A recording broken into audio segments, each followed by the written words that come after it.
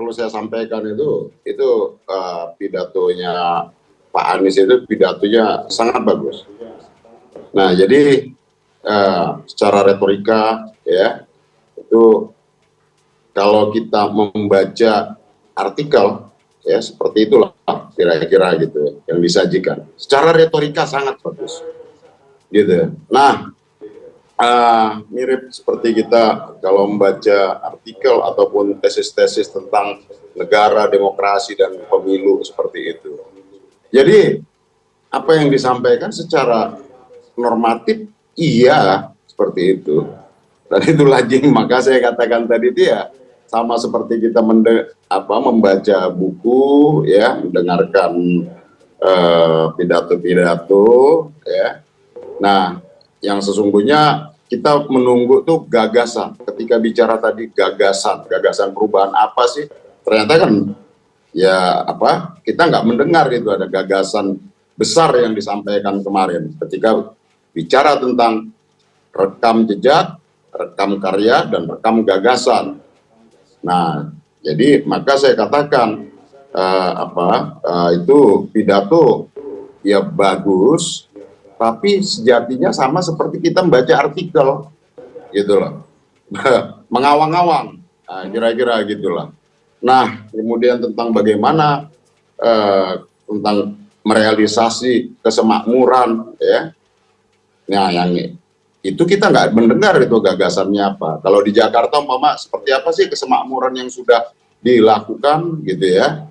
Nah, ketika kita bicara tentang rekam jejak tadi, kesemakmuran di antara umpama Pondok Indah di Jakarta Selatan dengan yang di Cilincing, Jakarta Utara kan itu aja sudah berbeda itu.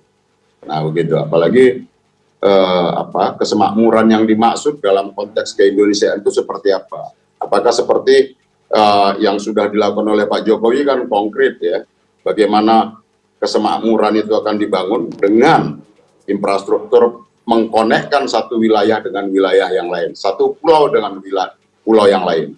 Nah, bayangan kita kan tadinya akan seperti itu, pidato itu. Tapi kan ternyata nggak muncul tuh gagasannya. Maka saya katakan, itu sebagai sebuah retorika mirip seperti kita membaca artikel tentang negara, demokrasi, dan pemilu seperti itu.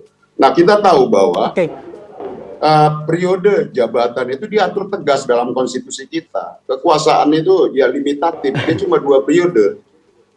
Jabatan eksekutif itu baik presiden, kepala, dan juga jabatan kepala daerah, gubernur maupun bupati. Jadi tanpa disebut pun, itu konstitusi kita memang sudah mengatur itu secara limitatif, 2 periode. Dia dibatasi bahwa kemudian kekuasaan yang berganti apa segala macam, orangnya yang berganti. Kalau prinsip dalam kekuasaan itu adalah arus utamanya adalah prinsip kedaulatan rakyat. Jadi nggak ada sesuatu yang baru sebenarnya. Itu yang saya katakan, kita seperti membaca artikel dari pidato yang disiapkan secara baik ya, kemudian dengan stand up pidato di situ. Nah, kita seperti mendengar dan orang membaca artikel seperti itu.